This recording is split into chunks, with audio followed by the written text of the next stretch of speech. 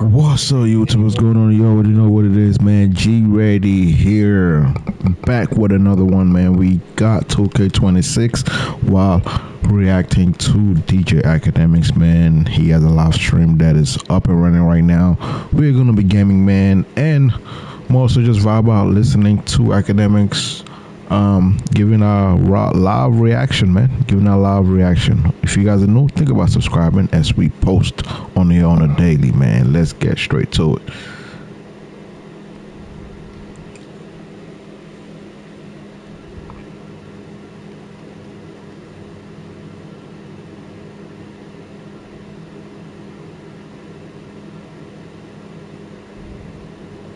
Let's get it.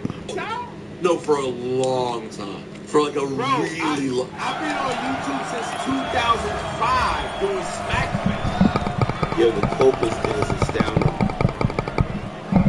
Ebro, nobody said it invented. He's reacting to Ebro right now. You know, Ebro thinking that Akademiks and Drake got him fired, you know. Whose primary outlet of disseminating and distributing their podcasts or videos was YouTube. And because it was ancillary for you, you felt like, you guys are bums because that's your main thing. And now your show is only being distributed on YouTube. And you're in the same boat. That's why everyone's laughing. No one's saying that you can promote YouTube. You guys, again, I also want to pull this one thing up. Lock in. And this is the conversation I probably should have played the first time.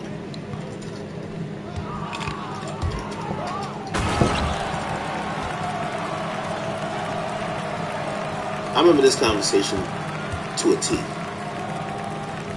Ain't nobody, and it's not as great as J or Swiss or something that Blaze has done or any of these people who are doing mainstream music right now. Then I'm gonna critique you as such, and that's why I called it minor leagues. Okay, well, the other piece of that was it started around this whole Trinidad James. Yes, right. This one inspired me. I've seen it all, and I've also seen those individuals that were making that decide to make other things in an effort to pay a mortgage. Okay, right? See, my boy. I think my opinion is it all has a place, and sometimes the pendulum swings out. Getting an engineer, whomever, and going in and recording. So the recording industry pretty much had a lot. Should have hit that. But bad defense. Which is why we have programs that can take risks more so than. You got me. The reason why we've become rich, the way we've been becoming empowered, is what a shot. We've taken this, this cultural movement. What y'all think about this whole Ebro situation, chat? Get that piece of paper, which comes with for black families that might participate in this system. Okay. Okay, got me right. Okay, I will take that. Conversation that was had. Where I would have knocked that $3 though. Right, and his idea was that, yo, I'm on radio, bro. Like, you guys are putting up a podcast on like SoundCloud, like, bro, get a fucking grip, Like, that was his demeanor. I can't seem to find it. Get that out of here, bro. Okay, this might be it. So listen, man. Yes. But yeah, chat, what y'all think about this Ebro? So the game is fucked up. Only if you want to be mainstream. Apparently, you got let go from Hot 97. I got you. Oh my goodness, what?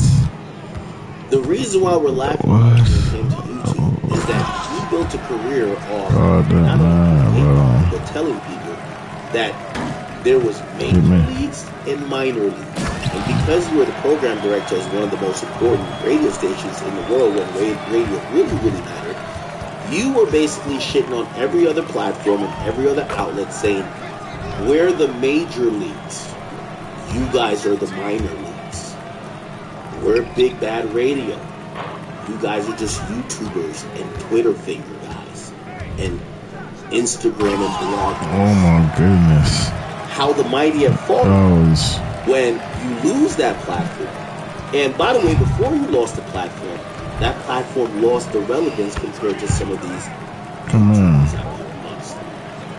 So that's why you gotta shoot that. It's not because you're on YouTube. That was a good step back. It's because If I said, yo, I'm in a different league from someone, and I get kicked out the league,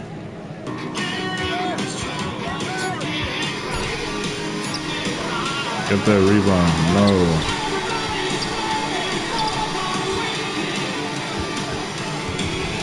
Well, let's skip this ad. Before podcasting on YouTube was ever a thing. We were doing radio on YouTube before podcasts were on YouTube. But people gonna make up whatever narrative they gonna. Rosendweeb. Rosendweeb, oh my, academics. At least he had a job title that made him feel like he had the cachet. You were a bum from the get-go. You were one of the first people to the podcast scene. Yo, chat, imagine how you would feel if I don't know what the first burger spot was, but if you had a fire burger spot, that's some good burgers. And then Mark everybody mark their man. Come through and realize that you're small-minded, you don't know how to grow, and also they can do what you do 50 million times better and bring it all across the world. You get ran out of business in like 5 years, and they become McDonald's. That's a $1 trillion company. I think you would feel like shit. That's what happened to Rosenberg. He was one of the first rap podcasts. Juan Epstein, along with Combat Jack, was one of the first rap podcasts. Rest in peace to Combat Jack. Juan Epstein, it turned out to just be a bunch of nonsense. They never grew it. They introduced and put Joe Budden in a studio that he could do his first, with a podcast. Let's go casual, man. And Joe got a podcast that makes $20 million. Yeah, Joe Budden podcast. You'll make $200 in a year. You don't see it. What? That's why you're a failure. Damn, Akademiks going in on Ebro right now. You were the first to market, and everybody that came after you took over the market, and 20 years later, you're a non-factor. Only thing you get is the. Now I ain't gonna lie, they were one of the first. You just get I think Ebro pushing the culture though. He's doing his thing.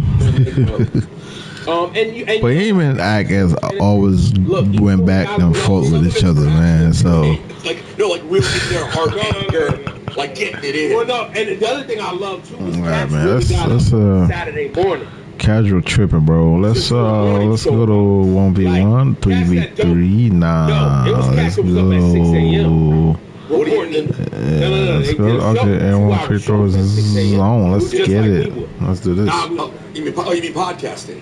Yeah, no, they was delivering. They was ready to deliver the news. Oh no, we gotta have the news has to be delivered here. Yeah, no, we didn't matter. It's crazy because we haven't mattered for so long. Nah, it's a good time. For that. Yeah. No, I had the same thing. Yo, you bozos ain't that important. What? Somebody like this, man. If you opt from the 6th grade die, you might clear your whole week schedule, nigga. You might want to show up to his funeral just to hawk a loogie on that nigga casket. Dang. Not that you important. It's that when niggas don't fuck with you, they don't fuck with you. That's it. They don't fuck with you. And so the one thing I will say I liked was actually hold on. Let me just tell the story real quick. So Thursday night, obviously if you listen to the show, and most people watching this have been listening, we've been hinting at this for a good year, and it's ramped up. Hinting. More than hinting. Hinting. The day before I said you might want to follow us. This could be it. I said it Friday. No. Trump. When Trump got elected this time around, I was like, y'all, this might be it. Well, we playing defense. I'm playing offense. I should be playing defense. I'm playing offense. Like, man, lock in. It's been heating up for a long time. So come on, bro. I randomly get it. We gotta get a W, man. We over. We starting 0. We lost one game right now. Like, come on. Oh my goodness. Again, I'm a student of the game. Give me the ball, bro. One of the things that gotta go down. Let me show you how it's done. He did galvanize, or he was. Okay, that was selfish. A little bit serious is that people felt like he was an intellectual that could, that came from the business side of things. Even when he was talking about major leagues and minor leagues, he would kind of explain the intricacies of how the business of radio works, right? And audience retention, and how they kind of play that game, along with working with labels in the center, which was, if you ask, someone like me who was coming up, it was intriguing because I'm a student of the game. But one of the things that Ebro, I think, also benefits from is that because sometimes when he's spewing shit, there isn't other intellectuals to actually have those debates, or people who just might not know about the industry or whatever, to really say, no, you're actually trying to spin people. You're not really telling the exact truth here. And this is one of those things too. Let me give you the reality about why so many podcasters and some podcasters get out of here. Radio is in a abysmal state. And I'm going to make this quick, right? But, Joe, you can clip this in itself because it's a lesson for anybody who cares about business but also cares about talk media. And whether you're broadcasting or not, you're streaming here, but I'm broadcasting. You're on a radio station, you're broadcasting, even if you're on a podcast.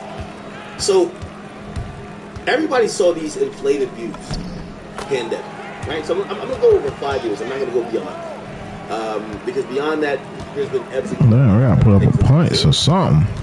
Everybody saw inflated views. People were sitting at home just kind of like consuming a bunch of stuff, right? Still will. Views for everybody was up. Views for me is up. Views for everybody is up. Okay? Now,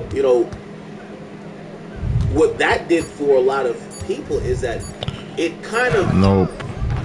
They weren't just like barely... Get that rebound. They were doing good. And when I mean they, I mean everybody. Right? Now, few things happen. Number one, there's been a trend towards audio consumption in terms of podcasts, radio, or whatever. Decline.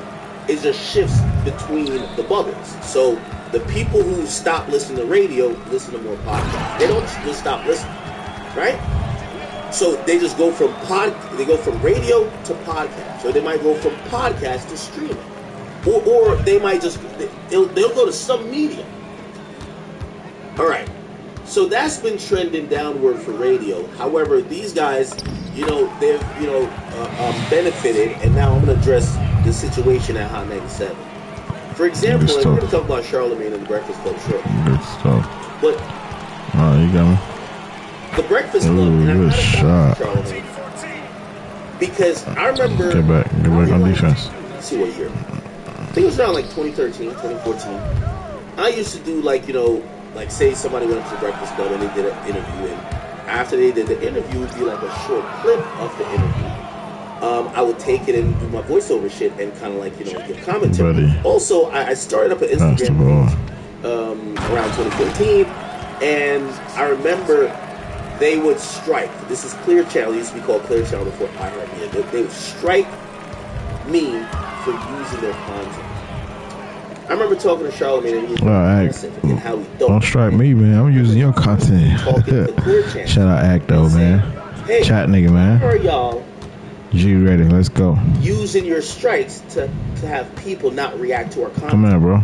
Swing it. We have really capitalized on virality. Oh my goodness. Let them do it. By the way, Charlemagne will tell the story. At first, they didn't have a YouTube channel because at that time, who cared about him? Oh my goodness!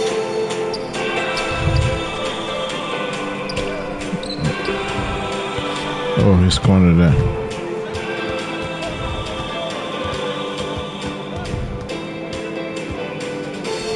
Hit me, bro. That was selfish, bro. You could have hit me, dog. Hold on, switch this. Hold up, bro. Skip this. Within their website. Now, what people do, they're like, yo, nobody wants to go to a website. Websites are kind of becoming antiquated. They would rip the video off of the website and put it on YouTube. Clear Channel would take it off YouTube because they wanted to bring everybody to their website. Charlemagne was progressive enough to say, yo, listen, they're promoting their shit. They're not stealing. They're promoting their shit. Fast forward because I think that, you know, give me the ball. I'm ending it, bro. They don't like hearing. They don't understand. They're like, how do we see the money for this? They can't directly track how the shows get more popular. They're seen as you're stealing their shit, right? Similar to how labels think about when streamers. At first, they thought about streamers playing their music. At first, they used to tell Twitch, "We don't like that your streamers are playing our music. You're stealing it." They're playing the song once, and they're playing it to 20,000 people. 20,000 people could have played our song once. They would have got 20,000. Until somebody got the bright idea to say, they're not stealing the music. They're promoting it. So, 3-0 for 2, man. What the? Come on, man. We gotta get W, man. Ripping from their site, uploading content to YouTube. Eventually, they got smart. And I don't know how they did this. But there were 3 Breakfast Club channels. One with like 1 million. Next one with like 800,000 people. There was just multiple Breakfast Club channels that wasn't owned by the Breakfast Club. Somehow they worked with YouTube and they collected all the channels. They did a fucking fusion dance, and then the ownership of that YouTube channel went to the Breakfast Club. Ever since then, they uploaded their interviews directly to YouTube, and I think YouTube probably told them, "Yeah, you know you can monetize with us too." They have been super successful in the YouTube game ever since. If you want to look at their numbers, you go to Social Blade. Social Blade got it going on. Okay. And just to give you big shout out to Act, man. Let's go. We gotta get a W, dog. You just type in the Breakfast Club. Okay, here, bro. It's Breakfast Club. Type in the Breakfast Club. And again, Chad, you know, you're watching the Akademiks shoot, so we gotta big shout out to Act, man. Meticulous with everything we're gonna do. When you click on it, and by the way, this is a channel that has like 6 million subscribers now. 6.02. They combined 3 channels to make this shit. Because before they would delete the channels out of your stealing our shit. Look, in the last 30 days, they've gotten 25 million, right? Now, I do want to give the comparison to their competitor, which is 97 in the last 30 days. They've done 3 million. Sure, okay. Now, you got to talk numbers here because these guys are going to tell you that it's a Trump agenda and Israel why they're unemployed. And I'm telling you, no. The writing was on the wall not because there was new leadership. It's because someone knew how to use a fucking calculator. You guys were hemorrhaging money, not making money. So, Breakfast Club took advantage of the fact that there was an audience that loved to watch the video interview that they were doing at the station. They started building it very early. Okay. What did Hot 97 do with these guys? They were out of touch, out the loop, and they really had no one to kind of reinvent what they were doing, because just like how Ebro's attitude towards artists were and towards Uzi, he's the dinosaur that bets that extinction will never come, that the meta will never change. So they ignored YouTube largely for a long time. So when an artist man, you gonna pass to your teammate, dog? The Breakfast Club and you gonna start with your man, dog? Hot 97 very early on, it was way easier to find the Breakfast Club interview on YouTube rather than them. Chat, these things does matter. They're not going to tell you this because they want to just give you the propaganda. Nah, it's because people... Well, like that. Okay? So cool. Remember I told you listenership is kind of going from listen to the radio to like these podcasts, and I'm calling also YouTube stuff podcasts. So those are the things that's starting to happen from 2020. So now YouTube going far. About 6 years before. Yeah. But let's get back to 2020 to the current day. listenership is going from radio to podcast. How is They they ball? don't give a fuck about YouTube. And they're losing on potential people who could be listening to their shit, but they don't care because they think radio will last. What? Then, after the pandemic, they make the cardinal sin that the majority of people are doing. Chad, you know, I know a bunch of business, shit, I know of even courts, that ever since the pandemic, all of their court proceedings are online. What you think The he's doing? pandemic took the drive out of people. You know why? The moment they said just get on Zoom, you could just be in your boxes on Zoom and do your show. It removes all the effort that's needed, the passion, and you know a couple of people who are like, oh, I don't have to go into the office anymore. That's usually signs of a failing business. That's why when Elon took over X, you know what he said? All y'all motherfuckers working from home, if y'all ain't gonna Well, go we to the gotta cook office, right now. I got 90 days. I'm fired. It's probably not because he just wants them in the office or wants to inconvenience them. It's because here's the thing. Anybody remember the work from home era? Niggas was getting their dick sucked while they're at work. They just put the thing over the they just put some tape over the fucking camera, leave the computer on, that the chat is open. They go to the store, they're doing that. They're not really working. I went on vacation with a couple of homies. He said, yo, before we go to the pool and the bar, let me plug this computer up. I gotta get these hours in. How did I miss that? So the pandemic ends around like 2022. And for the people who really do care about shit, they went back to work. You gotta get back up in that studio. Yes, the commute is probably hell. If you ever have to commute to New York City or any big city, sometimes the commute is an hour, hour and a half. But you need that for camaraderie. You need that to really push the issue. They're not really that good for real, bro. It's a different energy when they're pushing people rather They're than not that good. and everybody's at their own home. There is something that's called chemistry. Most of these, unless you're doing a podcast by yourself, you need to have some camaraderie. So they give up on that. Why? There's some lazy fucks. And Rosengrieb is giving us the answer. These guys, during the pandemic, get a second job that becomes their focus. When did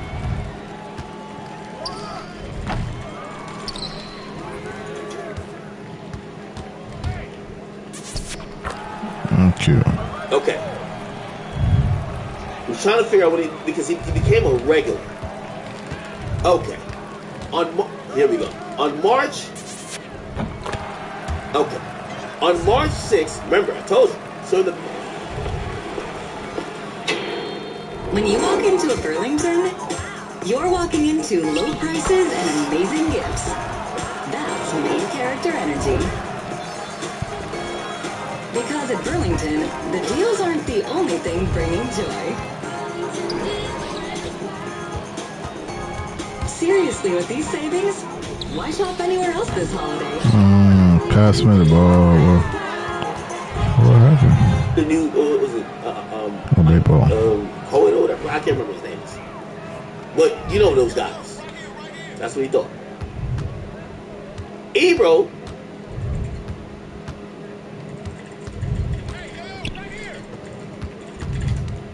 This might be slightly before pandemic. Yeah, but he starts focusing on his other gig. He's the global editorial head of hip hop and R&B at Apple Music. They started mailing it in. They don't want to tell you this part, Chad. This part doesn't make them look good. You know why I pop the shit I do, and this is why when dudes like this ever talked about me, I always scoffed at them, because they always ask the one rhetorical question: why does he have an audience? Why? Why does he have a platform? They love asking that. Why does he? And by the way, this is the number one question I hear asked on Twitter. Man, why does Act? You know why? Because Act got to show up every day. I can't mail it in. I can't rely on a co-host to drop 40 while I just give 3 assists. I gotta give it every single day. And I've built an audience over 15 years of champions who expect me to give it up every single day. They want 45. They don't even want 30. They don't want 25. They want the 40 with the triple double. That's what it is. Now, as an entrepreneur, got my first W. Let's go. Entrepreneurs here, and I want to talk to you. You got to drop 40. Because as an entrepreneur, and I hope you guys, if you are one, you'll get some marginal success, and success can be, it's a large scale of that. I hope you get some level of success, because what you'll realize is that as an entrepreneur, the more you give is the more you get. If you're the guy who likes to sleep till 2 o'clock, you'll realize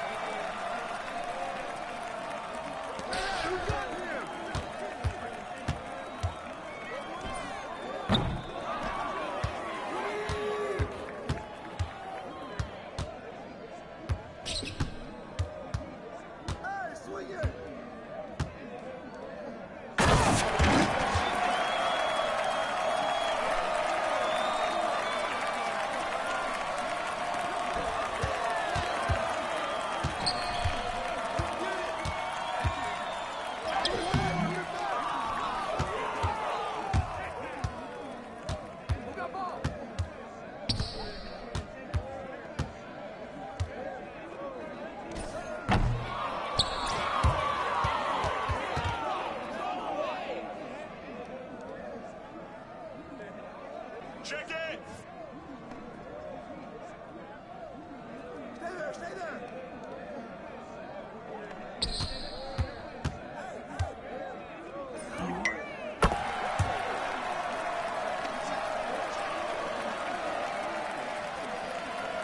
Hey, balance it out!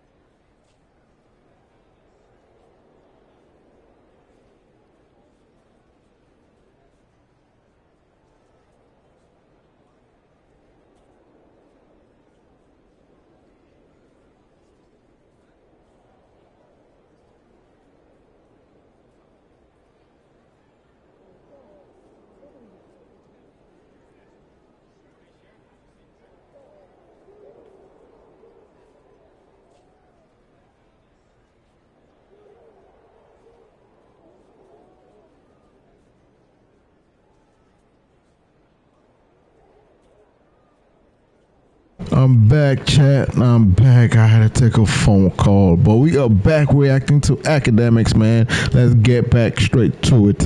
Let's go.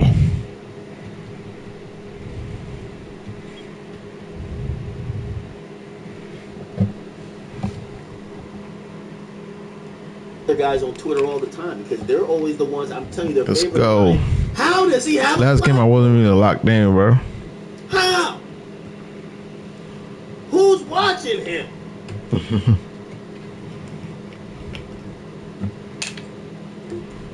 They never ever look at themselves and say, "Yo, bro, we're mailing this shit in. We're fucking up." And that's the problem. Let me let these guys get onto the drink. From the guy under the guy, who's the person we deal with. And he sends me a text and he goes, "Hey, do you have a few minutes tomorrow for me to run a few things by you at 10 a.m.? And I said, I texted Ebro and Laura. Oh, Griff told me he's called head of audio. Okay, I'll play along. So I hit up Ebro and Laura and I go, "Did you guys," I said, "they want to talk to me at 10 a.m. tomorrow." And Ebro and Laura both go, "Me too." And I'm like, wait, how do they have a meeting set with us that we don't? Ebro immediately, Spidey senses kick in. He goes, "Oh, guys, this could be it. This could be it." And I'm like, no, this is... And then I started doing the math, though. The history of radio is right before the holidays. Every time. I'm working without a deal. Laura's working without a deal. How long you been out of your deal? 5 months, 6 months, maybe longer. I don't even remember. Oh, that bowl. And Laura's the same thing. But two bowl. I've been going back and forth. Ebro's been going back and forth, but he still had a deal. So I'm like, and I'm like, oh, but Ebro's deal's almost up. And it's Christmas. Boys, twins. It's gone for 3 full weeks. This is a chance to start doing whatever they were going to do and hope they could just ease their way bro. here. Yeah, it's because y'all dressed like them. So I woke up that morning with a weird feeling on Friday and debated when we got on the air, should we like get into it? Like radio, this is it. Like we're doing now. Should we do this on Friday? But I was like, we'd already prepared Freedom Friday. I like this version better though. I think it ends up being better. We hinted at it. Moved on. Still your man. Go get a haircut. 5 minutes early. He changed it to 10:15 because I guess he called Ebro first. I don't know. I mean, I'm assuming. Yeah, when I called you, you already knew. Oh, okay. Right? But I didn't know. Connected at the time. I didn't know what happened. Yes, can we do 10:15? I'm like, all right. He calls me at 10:10. Like that. All he said, and this is the only reason, honestly, because I've been really thinking about doing this for a long time, and it's been a cloud over me. And Ebro and Laura know this. I've been the really curmudgeonly one for a long time. The only thing that bugged me is the way it went down was just radio. I didn't expect it at this stage of my career to get the, "Hey, this is so-and-so. I'm here with so-and-so from legal." That's how the call started. Yeah. "Hey, it's so-and-so. I'm here with so-and-so from legal." I went, okay. He went, "This will be your last day. You've been terminated." And that's another thing. I seen some people try to throw it in there. By the way, I can't wait till 50. What? 50. No way. I ain't gonna lie. I was one. I'm like, yo, I gotta criticize Fifth for this documentary with Puff. But Fifth, I can't criticize you at all. I'm gonna get to this topic. Yo, chat. Hey, chat. I'm gonna keep it real with you. I'm gonna get some liquor and some. I think we're on. Yo, chat. 8-hour stream. If that's too much for y'all, just let me know. Because I'm only getting started. I'm only getting started. Like, to keep it real, it's only the warmer zone right now. We ain't even really turned up the heat. Chat, I got a lot of topics. I got a lot of shit to get to. Oh, by the way, I do want to say, people were saying this about, everyday struggle. I want to let you know how everyday struggle would end. Because some people said, well, didn't you get fired? I never got fired. That's fact. There was never an episode of Everyday Struggle filmed without me, and there would never be one filmed without me because Who do you think it is? Part in life of the show. It was obviously being proprietary. It was the idea of Joe Budden, of course, but after he left, I tried to throw it on my back pause for as long as I could, and Complex knew that. They treated it with respect. And at the end of it, they gave me an option. They said, we were going through contract negotiation, and they said, if we don't figure this out soon, we might have to wrap the show because we have to negotiate with Wayno at the same time and the Desco. But if you're possibly not coming back or you're playing hardball with us and we can't strike the deal, the show is done. And I told them, because certain things I didn't like particularly at the moment, I said, all right, let's figure this out. And I said, the agreement was we were going to have 6 months, and then the show was going to ultimately end. They said, all right, for you signing the contract, and this is how I made it in the contract. It said that after, because they had kind of told me when they were thinking about whatever, I put it in the contract because I wanted a 6-month leeway that everybody could find other jobs. I said that they had to pay me whether we're on or not. So I said, if y'all cancel it, like on some, you're fired shit, you got to pay me no matter what. By the way, shout out to my lawyer, from LA. You know what I mean? Need one of those. He's... Yeah. But it was written in the contract that if you cut, remember, they're telling me, if you're here, we're going to keep producing the show. If you're not going to be here, we're cutting the show. So I put in the deal, y'all have to pay me for at least a year and a half, and then we could do options. So yeah, that's wrong 2v2 when back they though. were saying they wanted to, they were like, after this. Yeah, that's wrong 2v2 back though. Alright, let's skip this. Because if y'all just ran... Hey, Everyday Struggle was, I gotta go. that was a good show. So what they did was, they said, well, if we're going to pay actors, let's just keep producing the show.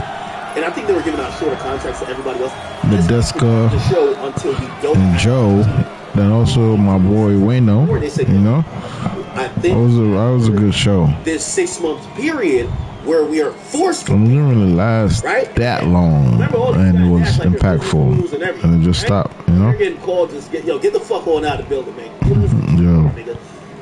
They came to me and they said, after this 6 months, we're probably not gonna keep going. Yeah, I'm tripping. How do you feel about it? Do you want to keep going? And I'm like, I'm okay as long as we back. So everybody kind of knew like the vibes, and that's why we had a going away show, right? Like he wasn't gonna treat us like no bum. Like yo, this show is over. No, fuck out of here. So we had a nice going away show. Shout out to the Desca, shout out to Wayno, and they made sure that no one felt blindsided. People had opportunities. That's when the Desca got the job at Apple. That's when Wayno picked up the job as A&R for QC, and then subsequently, he was already the SVP of Asylum for A&R, and everybody picked up their jobs, and everybody knew it was going to end, and it was very I can't knock Complex at all, and we were working on my Spotify thing already, so I tip my hat to Complex. But I tip my hat to them for dealing with me, not like how you would deal with a bum, like Rosendweeb and E-Bum, okay? The two roaches. Wording after nearly 20 joints was a crazy... I was like, you didn't just hit me with the... I've been at the auto plant for 20 years. You didn't just... Yo, but Rosenberg, how many times on the air, many times, have we talked about, hey, y'all, we just guys with jobs, bro. What? Like, we're happy to be up here. How? We got jobs. They own these microphones. They own the licenses. It's a classic Ebro line that they own the microphone. I'm going to do what I do. It's going to get the numbers. They could walk in here tomorrow and decide that they want to do something else. And so then I go, the lady jumps in. And I was like, "Oh, ma'am, this is very Ebro." I was like, "Oh, ma'am, I don't know you. You can talk to Dipperstein. I'm not gonna have. That's my manager." I was like, "I'm not gonna have a conversation with you." Exactly. I said, "I'm good," but I said, exactly. But then I went, but I said to the guy, rebounds, my man.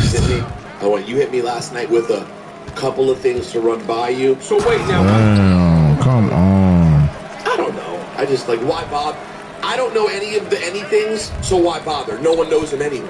So why? You know what I'm saying? That's what my logic is in the they moment. be shouting them out on how. Oh, they do? Well, listen, you can feel comfortable. I don't give a shit. I'm just wondering if you knew something I didn't know. No, I don't. I just have never mentioned it. I guess, look, for me, I think it's this.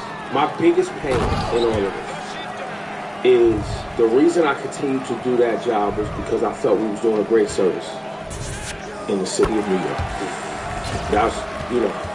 Yo, bro, you're not lying. I just wanted to check, man. Like, yo, why niggas be just like, the reason why I feel like I was doing community service. Man, stop it, man. Stop it, bro. Stop it. Stop. By the way, shout out to my man Cedric, Darius, Albert, Derek, Gregory. Thank all of y'all, man. People are running it up. Again, if you guys don't know, you guys want to shout out on the stream, go to theacademy.shop. Yes, this is a slight intermission. It's going to take me 5 seconds. Go to theacademy.shop right here and go cop the Senior Citizen shirt. We're going to be talking a lot more about the Senior Citizens. 50 has just dropped the ETH on them, and I'm waiting for, I think Mano's on the clock. I don't know if he's in the car yet, but he should turn on the heat, make sure the fog ain't on the window, and he got to respond to 50 Cent. Listen, chat, if he don't respond to 50 like how he responded to me, we're going to have a discussion about what type of dude Mano is, okay? But I think they say gangsters don't really pick and choose. So I'm hoping I'm going to get the response in the car. But we'll see. Anyway, let's get back to this. It's kind of depressing. I'm still waiting for the Drake conversation. Hold up. I got timestamps. It said it should have came already. Look, I was interviewing politicians in local politics, talking about shit that was going on in the streets and voting and shit. In the streets, man. Let's get it. For the white people who wanted to be a part of it. I put up a tweet. Here we go. I think this is let me see here. So you guys are tuning in, man. Still tweeting. Reacting to act. Still going? Yeah. He's one of the ones I'm thinking about. He's live streaming. Right now, he's on the topic of Ebro, man. Ebro. Yeah, y'all know y'all shitted on Vlad at every. Vlad. Analyzing that him, Akademiks, and Drake conspire to got him fired. Just saying this guy's the Fed. And the back and forth is hilarious. But welcome, people. Let's get it. Ever fucking with Vlad? I'm not gonna lie to you. I have less of a reason to keep going. You gotta let Vlad go. Bro, Vlad couldn't even get a washed up rapper 10 years ago, and he had to still survive. You realize that Vlad had to make his own stars. He had to find some nigga who was kind of washed up that would give him a chance. Bro, he was interviewing niggas like My Son, and My Son's a bomb. Vlad, what is basically the media outlet that got blackballed, and never ever, he probably complained, but he never went out of business. He worked through it. Now it's a good look to be on Vlad, I believe, right? But all of these guys use their platform to shit on Vlad. Yo, you go over there, they used to tell artists, if you go fuck with this guy, he's the police. So they were actively trying to hopefully get Vlad out of business. What ended up happening? They got fired, and Vlad is in his peak. Yes, if I'm Vlad, I'm talking shit every day. He loves money too.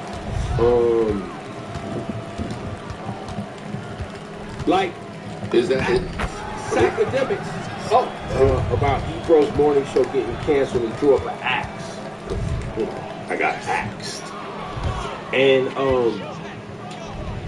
I here we go. About Ebro's, so that's because I'm thinking about. He loves the money. He loves money talk. This guy's a little tired of this. This is good, man.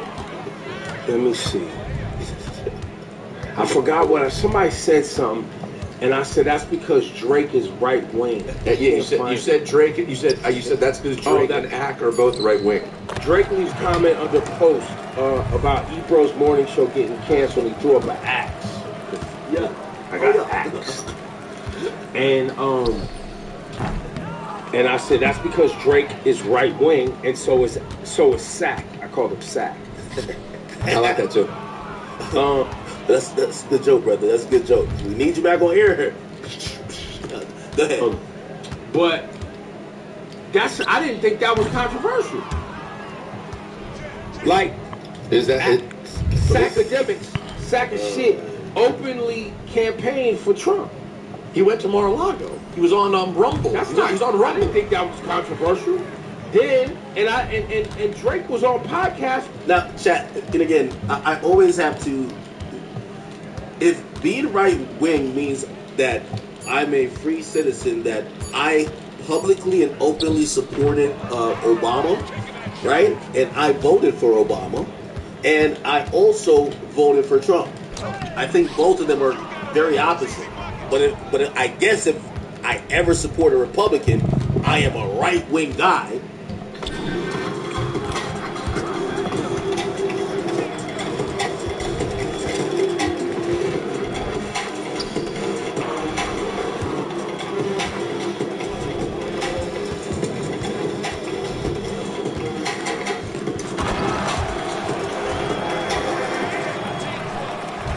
You know, that's my favorite on X. Drake has never openly said which side of the political aisle he's on. However, there are times when he has openly supported left-wing causes. And so then everybody put up causes he supported, left-wing causes he supported. What's a left-wing cause? Charity? I mean, I think he's... I'll put it this way. I think you're oversimplifying if you say Drake's right wing. Like, I get why you did it, and I do go. But yeah, like, he was on the Artists for Ceasefire list. Like, he does do things that are not in line with right wing. And he definitely didn't used to be. If he is that, it's... Well, Marjorie Taylor Greene is currently on the Politicians for Ceasefire. Is she not right wing? It's a very good point. I'm at driving air horn. Like, what are we talking about? That's fair. That's fair. You're right. That doesn't mean that. Our sound effects are trash in this new iteration. Oh, man. Well, it's early. It's early. It's day one. It's day one. Listen. We got a fair point to unpack. But anyway, I just love that. But speaking of Drake, are we going to talk about these DMs? Go. That's where you want to go already? I mean, what else? I mean, listen. Well, yeah, so I called Ebro. I thought maybe it was just me who got smoked because I was already outside my deal, etc. And Ebro picked up. He's like, yo, I'm married. Yo, this is the first time I watch these niggas and I realized why they're off air. They're just like, like, you could tell they're also mentally checked out. Like, I'm so, like, caught up in all the happenings that I know everything that happened. Like, these guys just kind of, like, winging it. Like, they might need a producer to kind of, like, these are old niggas. So they're like, here's the tweets, here's the responses, then it went to this platform, then Axe said this on stream. Yeah, I go, man. Sequentially, because right now, like, you're kind of watching me like, wait, why are we watching this again? God, I guess you already know the news. He's like, they clipped you? I was like, yup. And he was like, me too. Ha! And that felt good. I was like, oh, am I out here on my own? This is trash. And then I was like, damn, they got all of us. And then we waited. We hit the group text, and like 5 minutes later, here comes Laura with the "they got me too." And then the surprise one for me was Griff coming through. Man, let's go try to get Griff. Why they clip Griff? I was like, Griff is one of the most hardworking, generally. Wait, these niggas had a "I got fired" group chat. Hilarious! I need to see a screenshot for that.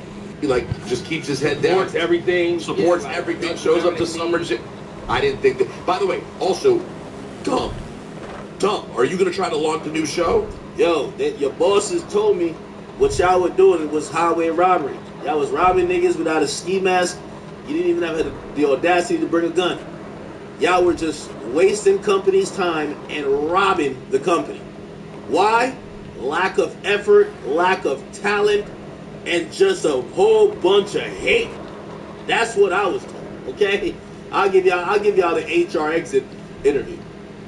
You probably want an experienced morning show. Y'all are dumb. That's dumb. And also, it's important. Natalie said this to me yesterday. It's very important. When I talk about my frustration, which will happen over time, I really want to make a clear delineation. You are never going to hear me talk shit about Hot 97. That place is literally in my DNA. You will only hear me talk shit about media companies. the company that now owned them. I don't want to like Hot 97 for me will always have a positive connotation. No, it's so much longer. It's literally that's us. Well, and I think too, Hot 97. Once again, my commitment to Hot 97 was really based around what it meant in New York City and for the greater community. Right? I say it 1,000 times, man. A lot of the work that I did up there and giving space so we can have the conversation. Oh, save it, man. Come on. Community, and you trying to better people's lives. Literally everything you could up 2 decades. Even though they were never the top show in their market, were probably unprofitable the last 10 years. And the day they get let go, the first thing they do is trash the company instead of being appreciative for what the company did for them. There's blood. That's why it says blood in the water, bro. They licking boots and gunning for slots because if you're any of these guys, trying to get love to have access to the artists and the frequency and the brand. So. Yo, this is where Ebro's also out of touch. You could probably say that with Apple because artists are forced to go to Apple. But these days, I could get any interview y'all could get, and I could get the ones y'all can't get. Yeah. The top artists do not want to sit down with y'all. Let's be very clear.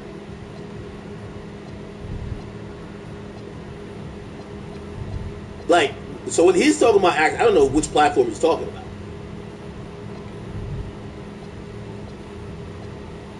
Put it like this. Guys like this are such dinosaurs, they don't realize the artists these days don't even talk to y'all. The artists talk to whatever blogger or whoever they want to deal with, whether it's Big Bang, shit, if Cardi want to say something, or Cardi, Youngboy, Drake, they're not telling it to Hot 97, they're telling it to their guy. So when he's saying that this access shit like, oh, this is Hot 97, no. That probably exists at Apple because labels force their artists because they won't play it. So they say you gotta go to Apple, right? But definitely not Hot 97 in some way, shape, or form. And the floodgates are open, right? And by the way, they're gonna be trying stuff up there as they should. They try new talent, give people shots. Like all of that should be a go, I think. No, what do you mean to try for it? Yeah, they're not gonna put a 55-year-old white cop on the air. I'm sorry, that doesn't make sense. But it might though. Well, because they get views. True. If it gets views, that's all that matters, man. All that matters is it getting views, man. All right, I updated my post. I think this is better. All right, man. Yo, these guys suck, bro. They fucking suck. Yo, cause somebody give me the timestamp of when they talk about Drake, bro. They suck. Yo, you guys suck. Boo! Boo! Get them off the air. They fucking suck. Boo! Yo, get up in these comments and just put tomatoes or axes. Boo! That's how great a peanut butter and jelly sandwich is. That got a lot. What are these guys talking about? Of engagement. It got huge engagement. Food talk. Damn, why isn't it letting me do this? This sucks. By the way, there's anyone out there who feels that way, who doesn't feel that way? Oh, my wife's not into peanut butter and jelly. She's not? No. Divorce her right now. Whoa. She can't be trusted. Really, can't be trusted. She doesn't. It's not like she hates it. She just doesn't. It doesn't connect for her. It wasn't a thing in her house. She doesn't care. Isn't that crazy? I don't understand. I don't know how. I don't know how you don't care. I hate peanut butter. Never had a PB&J. Griff can't be trusted either. No wonder they fired him. All right. Now you support them letting him go. So you guys had some. Shit back and forth that was funny to see from 2020. There was love. It was all love in 2020. It was nice in 2020. It looks like you cleaned it up. Cleaned what up? No, because you guys had already had weird moments pre-2020 for sure. I'm here to remind you. You forget, but mine weren't as bad as yours. Maybe not. Your setup wants Opera GX. And you were holding it back.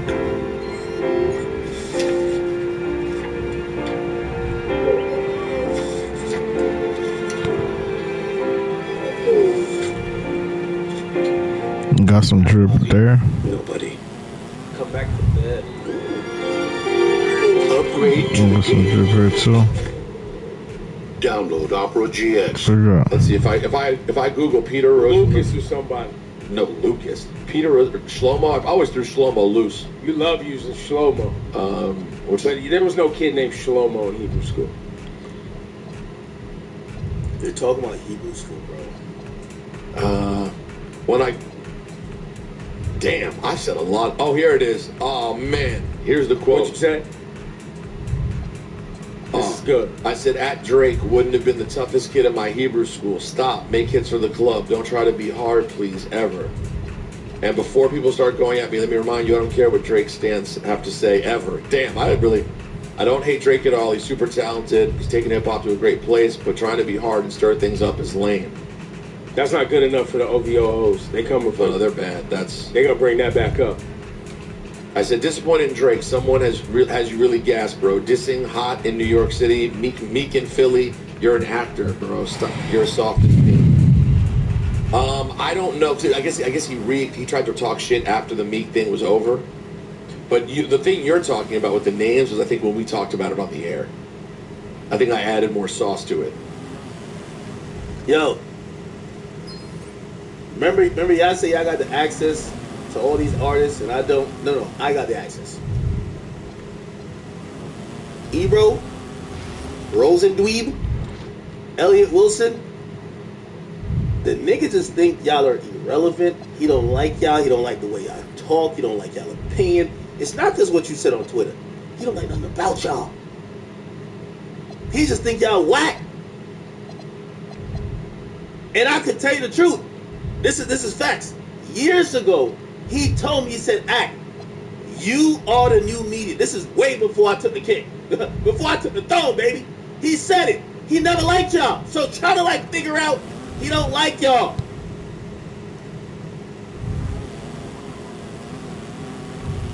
That's it. It's not because y'all said one thing. He don't like nothing y'all say. Even when y'all don't talk about him, he just doesn't like when y'all talk about hip-hop, period.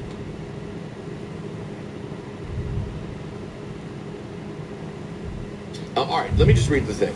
So now, out of the blue, with everything that's happened, apparently someone posted about our show ending. They posted a clip of Ebro talking about it, and Drake put the axe emoji under it. Okay, finally, everybody gets it. And it got reported everywhere because that's the era we live in. And Drake knows that, by the way. He knows one emoji if his gets fucking posted, if it's something like that. Well, first I want to say, Drake, I appreciate the promo. No, by the way, yo, these niggas are so antiquated and so like old. They're like, we appreciate the promo, bro.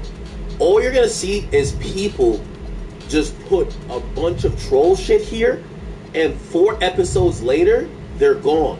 Your dislike button is like 15,000. Like, we could probably put don't they have like a website you can see how many dislikes?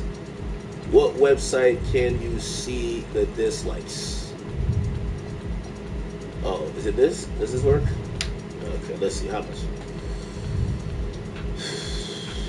Oh, it's not even that bad. Okay, all right, they ain't that bad. But there's just this majority of people that's just trolling, or just people looking to say, "What the fuck is going on here?"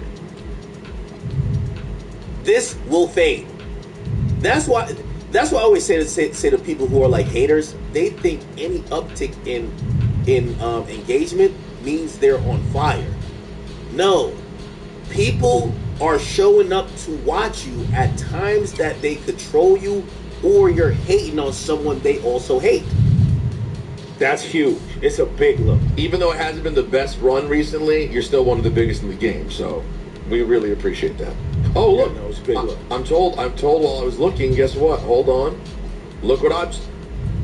Whoa, our Laura first Styles checks in. Our first guest on Ebro Laura Rosenberg is Laura. Wow, and the fam? I'm in travel hell, but I just wanted to check and say hi. I'm going on a vacation. I need a break. Yes, we already I told love him that you. part. We told him that part. Don't get in too much trouble and save all the good stuff for later. Well, no, you saw Drake's DM to me? I did. Do you think, now first, before we share, do you think I handled it good? I think you did. I'm proud of you. You didn't go too crazy. It's not too bad. No, it's not too bad. It's not too bad. Not too bad. It's not too bad. Not too bad. All right, well, you... I mean, he had to add a little spice in there. I'm okay with that. Yeah, Nah, bro really, like... No, it's bad. Bro was really trying to come at me. No, I'm gonna read, Laura, we were about to read it right now. I'm about to share this with Okay, you. read it. Okay. Read it before I get kicked out. All right, here we go. So out of the blue at 3:30, it said 3:30 yesterday, Ebros. That means to me Friday night into Saturday, 3:30 in the morning is... First, before we share, do you think... All right, well, you... I mean, he had to add a little spice in there. I'm okay with that. Yeah, Nah, bro really, like... No, it's bad. Bro was really trying to come at me. No, I'm gonna read, Laura, we were about to read it. Is this economy?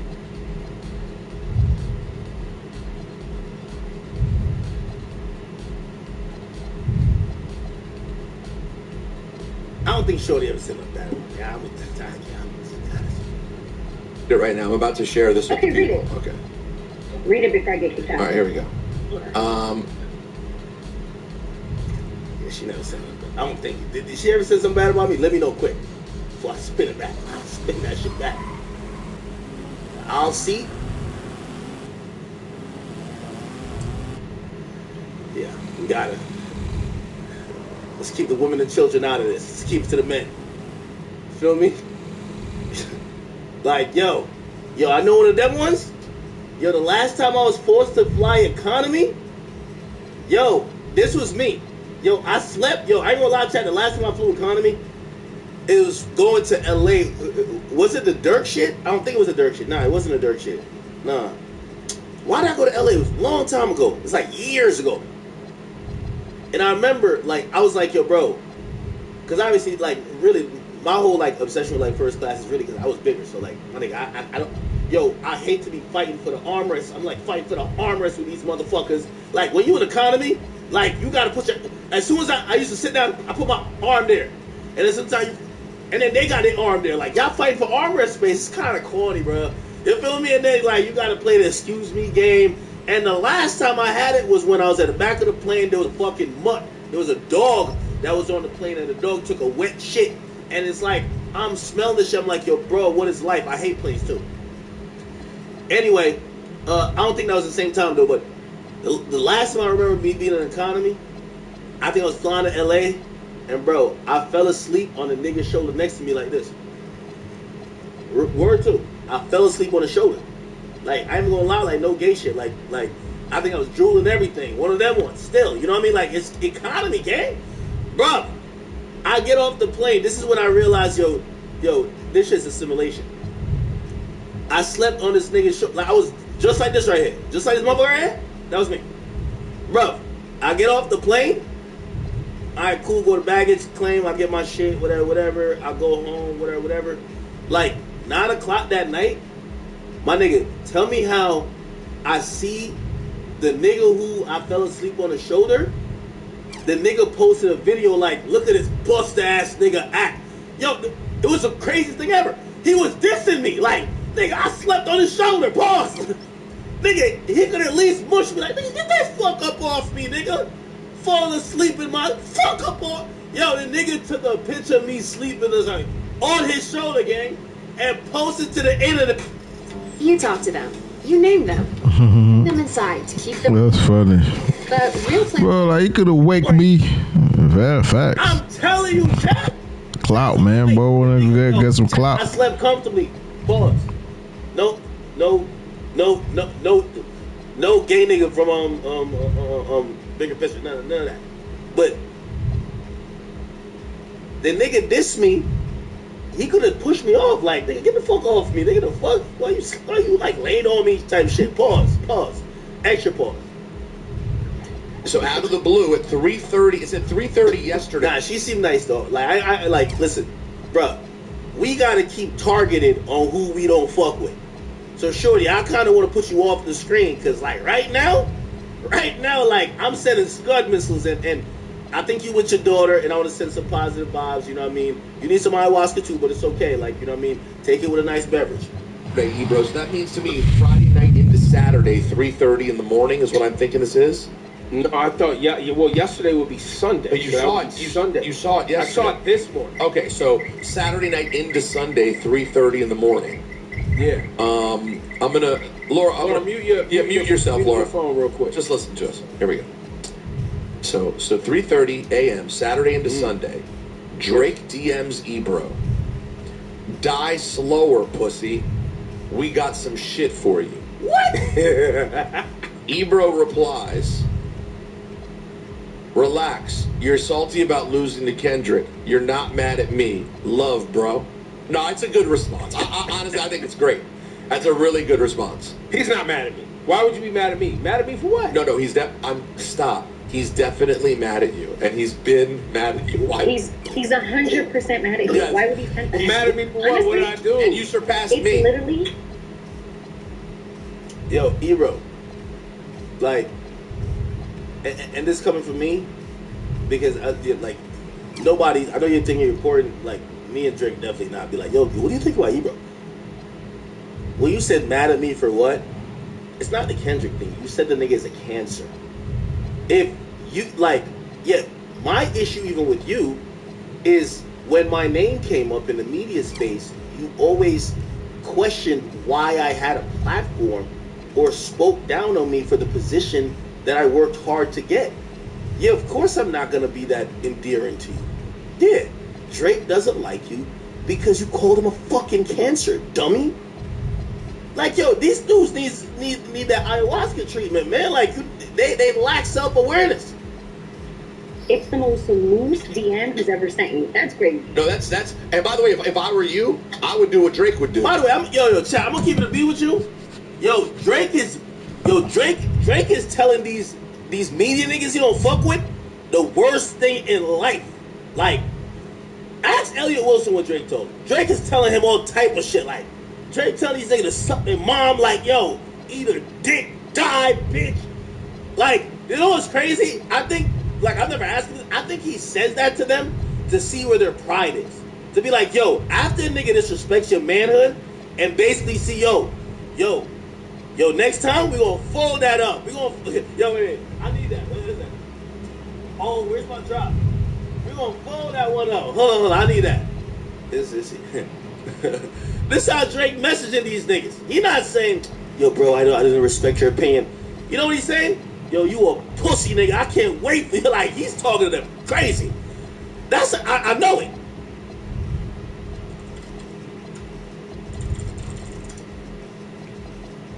This is how Drake talking to them, man.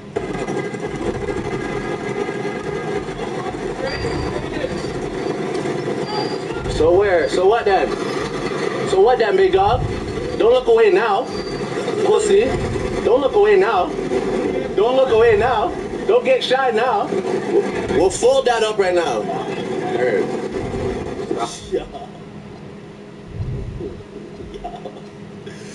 Yo, Drake be talking crazy to these niggas. But I think he be talking crazy to them. And I know somebody, I'm like, yo, but like, yo, why is he trying to act tough? All right, whatever.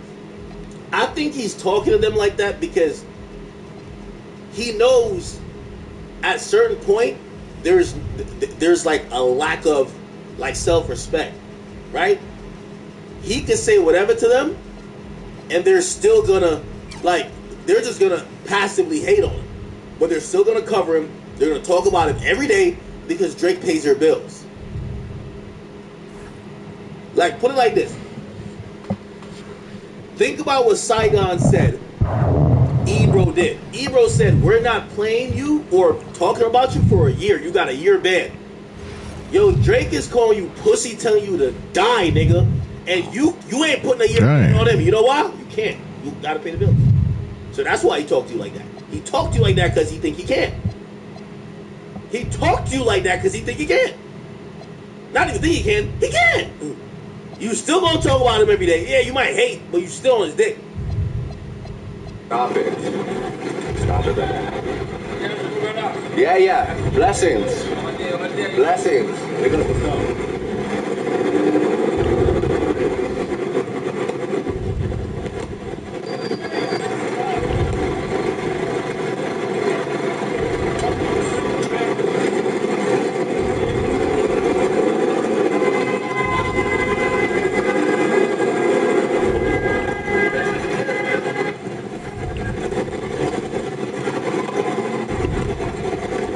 Why am I still watching this? My bad. Sue, Yo, I can't wait to get to this 50 topic. feels like a threat. Oh shit. Feels like a threat. Yo, die? No, it's a good response. Honestly, I think it's great. That's a really good response. He's not mad at me. Why would you be mad at me? Mad at me for what? No, stop. He's definitely mad at you, and he's been mad at you. Why? He's 100% mad at you. Yes. Why would he send this? Mad at me for what? Honestly, What did I do? And you surpassed It's me. literally, it's the most loose DM he's ever sent you. That's crazy. No, that's. And by the way, if I were you, I would do what Drake would do. Sue. Oh, we are locked in. Shit. Feels like a threat. Yo, die. It feels like a He threat. said die, and then we got some shit for you. I'm going to court like you, Drizzy. I'm going to court. Yo, Rosenberg, you got lawyers in your family. You're Jewish. Who you got? We got plenty. Who you need? Line them up. Who wants? Yo, I mean, look, I lost one of my jobs though, so I need that like. No, great. Right. Well, no. How about this? They only get paid on the win. We need someone who only gets paid on the win. How much I gotta give them though? Like 50%? Something's crazy. It's probably pretty high for that, like 30-40%. It might be, but it's worth it. But it's money I wasn't expecting, so I'm down. You could get a few million right now. You die slower, pussy. No, it's crazy. It's crazy. No, by the way, bro, what's wrong with you? And that goes right back to the things I was saying in 2016. Stop it. Stop it. Stop it. Stop it. I know it. I'm not saying you don't know hard people, but stop it. You are not that. Stop. And what do you have for me? Like what do you have? That's what I'm saying. Like, what do you have? We'll fold that up right now. We will fold that up right now. Yeah. What do you have for him? Let's go. You're I probably. can't. Listen, I love you. I gotta go. Love you. Hey, Bye. Lauren, be travel safe. Check in with us. What Thank we're gonna you. do? We're I gonna will. be. Listen, we got a show to do still. I'm Sue. It's unfortunate that Drake. It's unfortunate that Drake decided to take that back. Why By is the way, it let me add context. The thing that sent him over the top, that put him into I hate his guts territory, like a die slow pussy when you're drunk at night. He was up sipping Cavassier late at night vibes. You think Drake sips Cavassier? Yeah, it feels like in the big. You think he's a Cavassier? Nah. Damn, bro. Doesn't he have his own alcohol? Whatever it is he's sipping late at night, but the thing that sent him there is the poison thing. Or Drake is a sick. Drake is a sickness. And even So, whenever you tried to explain it further, it never got that much better sounding, and the headline was only Drake's a sickness. Oh yeah, because his fans are sick off of his brand. They're sick. They're out of their minds. A lot of people think that Georgia Farm Bureau insurance is just for farmers, but most of our customers don't farm at all. I love knowing it protects me and our access to locally grown food. Georgia Farm Bureau insurance is insurance I can feel good about. They weren't like this. They're worse than barbs. They're like man barbs. They're Marbs. We should start calling them. Nah, let me tell you this. I'm gonna keep you the beat. Yeah, you sure you got good niggas? Like, you see Drake fans? Drake fans is like, I don't even call them fans. People who like Drake are like people who like. A lot of times, people who like Drake, like sometimes we'll even laugh at Drake about certain shit. Just like y'all laugh at me about certain shit. Y'all be getting on these people. It's not until it's some other niggas, when you see real hate, that's when the fans really like, wait, hold on now. Nah, hold on, cut this out. Now we was joking with our guy, but wait, y'all trying to really get him out the paint? Fuck y'all niggas then. Yes. Like, you can't compare that to barbs. Because barbs are always on that. Drake fans, for the most part, are very chill. Yeah. They're not weaponized against people. No, they don't do that. No shot. You put them in that energy when you start making comments that it seems that you're trying to erase the contribution or erase the person from hip-hop, and that's their favorite person. Yes, they're going to defend their guy. On the Marbs. Because they are the fucking worst, these people. They're insane. I used to think Drake fans. You still, G ready? My girl, say my wife, your wife. That's what Drake fans were. When did they? Is it the last wife, the one that got fucked by the black dude, or the new one? They become virgins who just sit around like he's the greatest. We hate Kendrick. When did that? I don't know, bro. I don't know. I really want to have somebody come on one day and talk about the hyper fandom. Somebody who actually works in the kind of bot business. Like somebody who has done this. If you're out there, please reach out to us. Like what do you want to understand? info@ebrolaurarosenberg.com. We have that as an actual address. It's happening right now. Okay. I really want to understand because it was articulated to me that the way it works is marketing budgets allocate dollars. Oh, it's warring faction. Oh, so I don't see it pop up on my page. Fuck you and you people like you. I mean, they really think we hate Drake. Too. Yo, I saw the funniest comment I've ever seen. Joe Budden went on Logan Paul's podcast, and Logan Paul's co-host said, So who do you think actually won the Drake Kendrick battle? And the look on Joe's face is exactly how I felt. I'm like, what do you mean actually? There's only... Drake was like, I think what everyone thinks. What? Like, what are we... I can't understand. Jake Paul's co-host. No, Logan Paul's. Or whoever. Yeah. Alright, I get it. Drake can always we be don't the want N-word. Alright, supposedly he throws some shots at me who might hold you accountable for the things that hip-hop's actually about. And by the way, all of us fucked up. That's okay. Of course. Iceman out, because he don't want it to be about Kendrick no more. He can't want it to be about Kendrick no more. He can't. You see, these type of losers, when they get flamed, right? When they get flamed, they try to throw Kendrick to defend them. Oh, nah, it's because of Kendrick. No, nigga, he hasn't mentioned Kendrick. And if these guys were honest, when Ebro showed the messages, Ebro, he hasn't talked to you since 2020. Him and Kendrick battled in 2024. He didn't fuck with you since then. He never liked you. He thought your opinions are stupid. He only fuck with you just because like you were literally a program director and at one time radio used to matter. Never liked you. Still, didn't he lose the lawsuit? Now you bring it back. Like he can't want that to still be the discussion. He's got to change the discussion. I think that's probably true. But just for remember, that point, he's here for hip hop, yes. And I want to commend Drake because Drake didn't have to battle Kendrick. No, there's a part of saluting him for that, man. He's never doing this.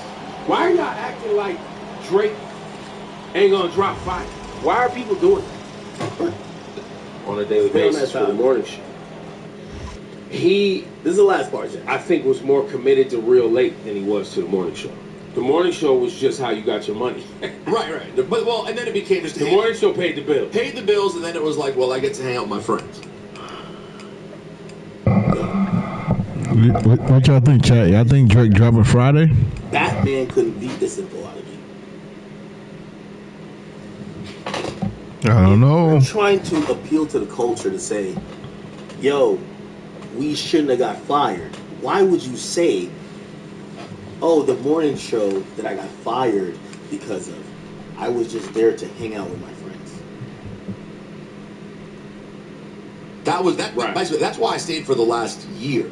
Because I've been so grossed out, and I feel like Hot 97 is the giving tree, and it's being stripped down to nothing, and it really upset me. But that's what listen, I told everyone, that's what venture capital does. Right, it's the nature of it. But I hate it. It grosses me out so much.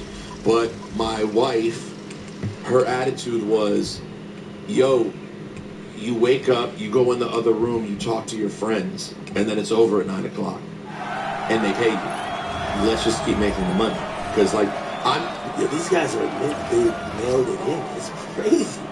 Yo, bro, like, why would you, like, not only does it look bad and make it seem like Media Code did the best decision ever by firing him. If there was any potential suitors who would say, oh, Rosenbluth is now a free agent, why would they hire you? You admit that you and your wife was laughing at Hot 97 saying, yo, I'm just hanging with my friends for like a couple hours and I get free cash. Of course you're going to get fired. Me making a stance wasn't going to save the station at this point. Like, there's no... They've made the decision on how they're doing it. I now might as well just hang out with my friends and take money from these people till my time is done and get to talk to the audience, who no matter how many people we gain and no matter how well we do, we're going to lose some of them. There's some people we're going to lose. Oh, 1,000%. There's no way around it. And so, like, well, I think the truth, because radio in itself, most of the people tuning in, they're not, as we call in radio, P1s. P1s. Right. We might be, no, that's the wrong phrase. They are P1s. We might have been their first choice when they're listening to the radio. Right, but how much time are they spending with the radio? How much time do they actually spend? Which is why radio stations are so repetitive, is because even your P1s, people who choose you first, they might have 20 minutes for you a day. That's pretty good. Right. And that's pretty good. That is fucking phenomenal. Facts. I don't know what people want. Multicultural inclusivity. And we're going to find out, because we're still going to deliver on that. Big shout out to Act, man. We are here. So there's a live streaming while listening to Act, who's also live streaming, man. Let's get it. Then don't. Normally I would say fuck it, do it, but in this case, no, I gotta chill. I'm gonna chill for a minute. Man, my team, bro. Hold up. Situation. But I still gotta have conversations because that's a bad shot. I still took it.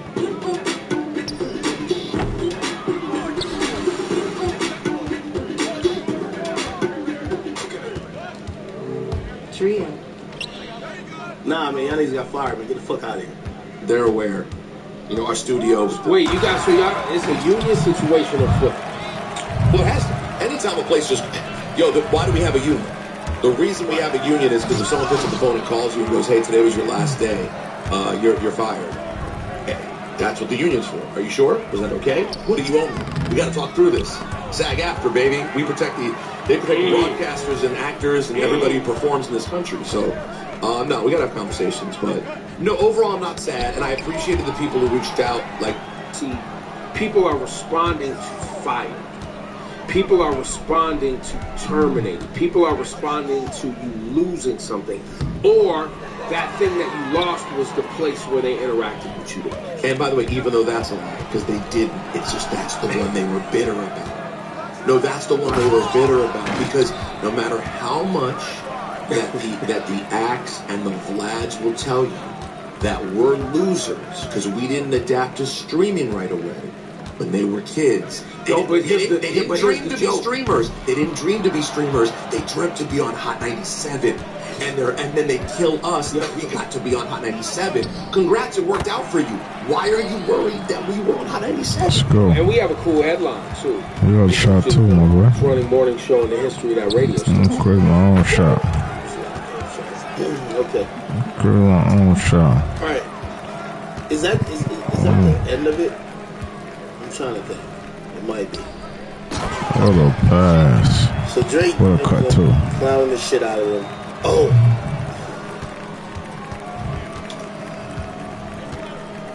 Chat. Who do you think he is? This one took Who do you think he is? Chat. Batman couldn't beat this info out of me. Trust me. Laura Styles, when basically asked, why the hell were y'all not going into the studio? Why not? Why weren't y'all going into the studio? What man was that, though? This show, maybe that's why y'all all got fired. She gave a reason that I don't think we all expected. Now, some nigga tweeted out, shit came to an end. Somebody said, look, they were doing the show virtually for the last 5 years. They were mailing it in. Just like I said, what was the expectation? Laura Stiles says, it was live. We just didn't want to go into the studio with roaches I know they're talking. and homeless people. I know they is. Let's go, man. Now, they're basically saying that the studio was filled with roaches, homeless people, all types of stuff. Complex did some more digging. According to New York City Department of Housing Preservation and Development, over the last 2 years, there's been no violations or complaints at Hot 97 current building, which means no one has complained about roaches or an abnormal amount of homeless people sleeping in the hallways or whatever. However, a transitional housing shelter is a block away from the studio. Wow. Holy shit. So it's roaches and rats at the studio. Now, chat, I know y'all might be like, why are you dragging it so much? You have to. You have to. Got to, because when they realized I stream from home, they clowned me from streaming from my mama's basement. I'll be back, chat. Alright, keep listening to Act. I'll be right back, man. Let's get it. G ready. And all type of, ants to the studio that an infestation started, attracted a bunch of homeless people, and then they claimed they couldn't go back in to do their show. Sad. Okay? I think it's time we get to the, should we get to 50? I think it's almost time.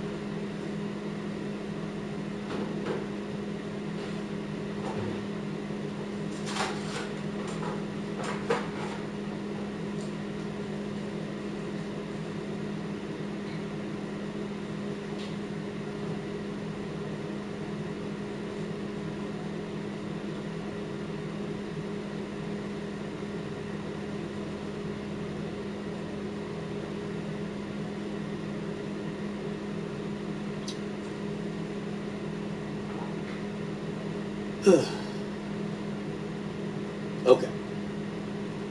Should we get to the 50 thing? No, there's one more thing. What is it? Give me 1 second. Just give me 1 second. I also make sure I got all my ducks in a row.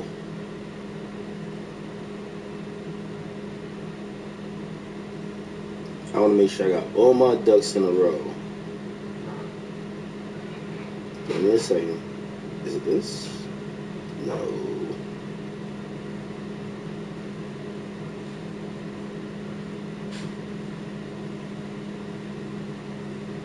Oh, so Funk Flex chimed in.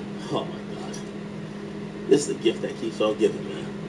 Shout out to Flex, who took over the morning slot, and he chimed in. So after they fired Ebro Rosendweeb from the morning on Hot 97, Funk Flex took over, and Funk Flex was up there causing a storm. First of all, he addressed Drake, and he said to Drake, that axe emoji you sent to Ebro, I know it's not only for him. Check this out. I know Drake don't like me, but Drake, listen. We saw that little slick shot you took. See, but I know that wasn't just at Ebro, that was at Hot 97, because we comment on you a lot. And we love you, baby. Matter of fact, no, I don't. Drake should be wondering about Kendrick and his next album. And I say that politely, Drake, because listen, you're a veteran just like all of us. It's not that easy anymore. Now, these young rappers is touching you. Kendrick definitely touched you up, or should I say, he definitely grinded your gear. Hey, yo. Wow. I know Drake don't like me. Okay.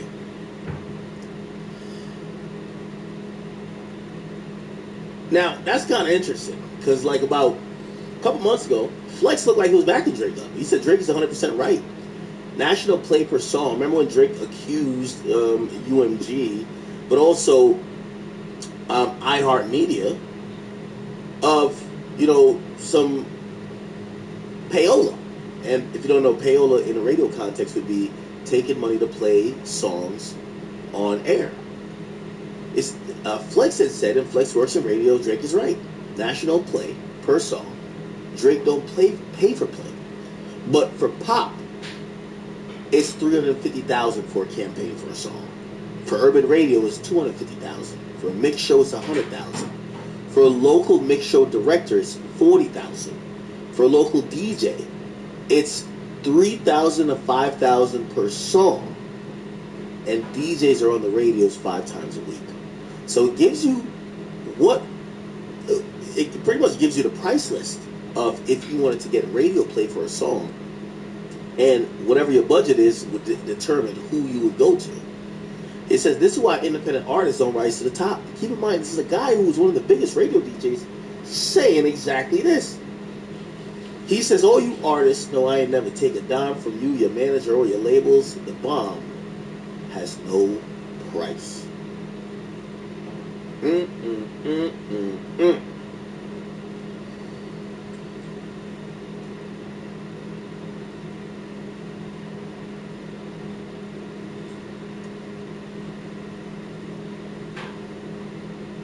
The path to a college degree is more affordable than you think. With Sophia Learning, you can take real college-level courses that are designed to transfer fully online for just $99 a month.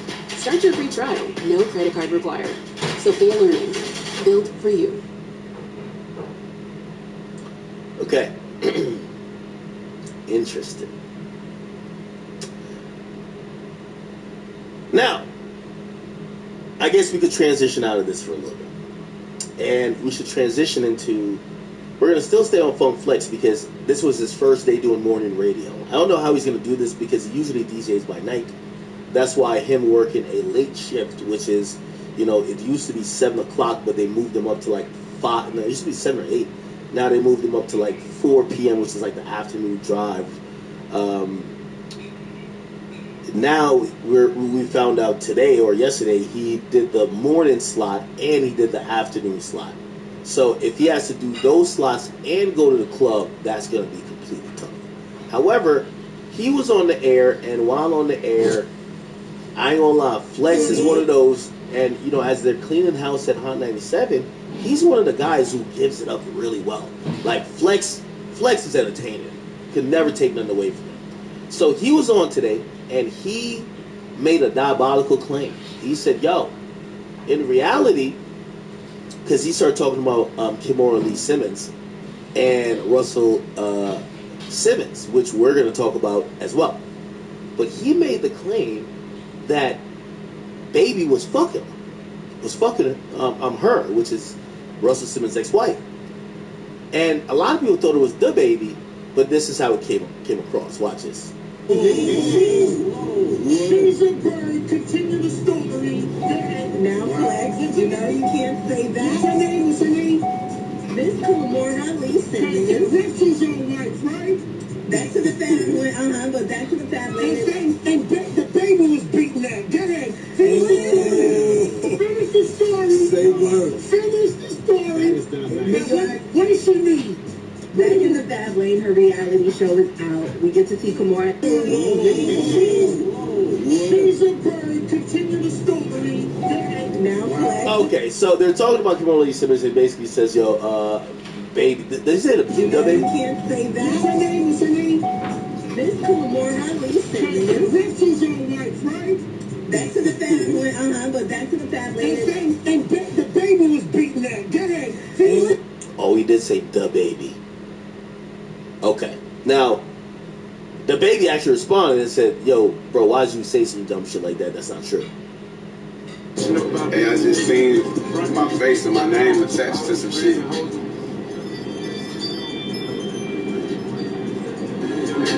What's on the niggas? Out of respect for the woman, you know what I'm saying, who goddamn they speaking on, I felt the need to come clear that shit up. That shit is 1,000% false. OG, I don't know what the hell you got going on or what even made you goddamn feel comfortable enough to goddamn throw my name out there so loosely like that. But that shit ain't true. I'm looking forward to seeing you clear that up. I'm disappointed. I'm looking forward to you clearing that up, Flex. But yeah, that ain't true at all. I ain't got no tea, no none of that for nobody right now. I ain't got no good music. Now, the reality behind him saying that is that Flex actually got it wrong. And he corrected it. He said, yo, I meant Birdman. That's the baby I'm talking about, not the baby. Which, that's the interesting part. Apparently Birdman, I thought Birdman was with Tony Braxton. Don't let me find out Birdman out here cracking shit. He cracking Russell Simmons' old girl, Kimora Lee Simmons. He cracking Tony Braxton. Oh nah, Birdman going crazy out here, huh? Now, I guess naturally we got to go into that, that drama, and then we're gonna get to the 50 shit. Don't worry about it. Okay, so here we go. Let's actually unpack that drama a bit. Don't know exactly where it started, but back chat. Here's that. Man. So big shout out to Act, man. What did she do? Did she do a podcast or something? But she did come out and say that her kids doesn't have a relationship with their father. Now we all of us thought that Russell Simmons was in Bali trying to duck some sex charges and not trying to get done like Diddy. Let me see if we can find. Let's see if we can find that Russell Wilson. No, not Russell Wilson. Kimora Lee Simmons' father. Okay, so I guess this is what it.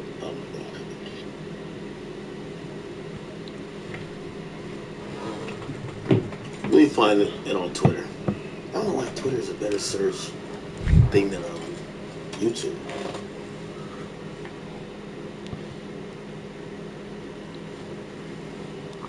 Okay. 65-year-old man. Are you going to talk about it on the show? It was a big deal with the 65-year-old man. Are you going to talk about it on the show? It was a big deal. So Kimora Lee Simmons did an interview, right? And part of the interview, she's talking about her daughter, Kimora Lee Simmons' daughter, 55-year-old man. And basically, her daughter is dating this old billionaire. This is her daughter, and this is their daughter actually.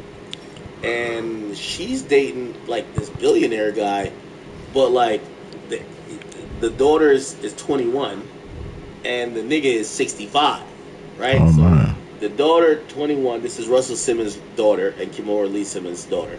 I think it's Aoki or something like that. And the guy she's dating is 65. There's a 40-year-old difference, right? 43 actually. She gets questioned about it on a podcast, and she says this. Or pop culture, by the way. It really exploded. I feel like everyone saw it. Everyone saw it. It was why, though?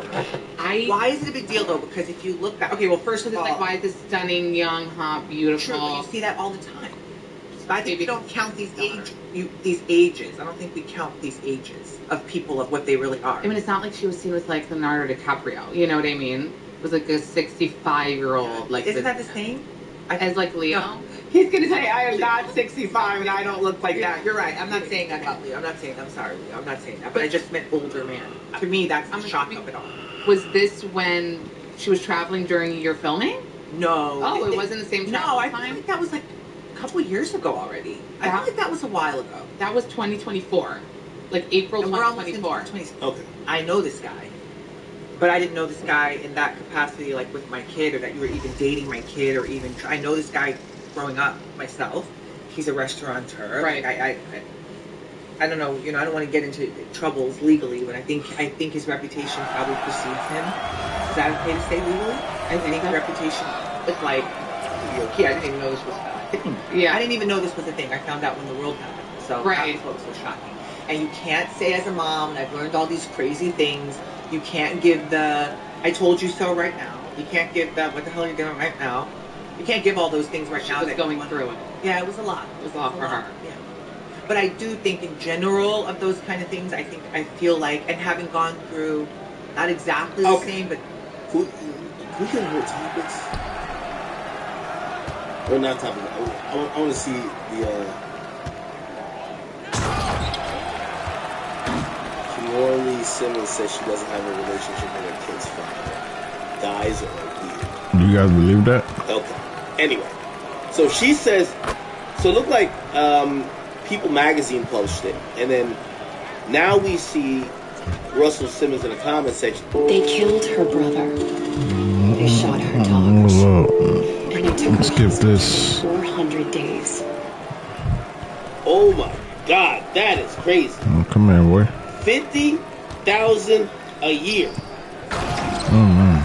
No, 50,000 a month for 20 years. 50,000 a month is $6 million a year. Right? Am I doing the math? 50,000 a month is $6 million a year. $6 million a year for 20 years is literally $180 million. Wow. He said, I was your best and only friend. I'm the godfather to your other 3 kids until one day you stole my stock. I've been fighting for my kids' love and my bread ever since. You threatened that if I sued you, I would never speak to my kids again. Wow.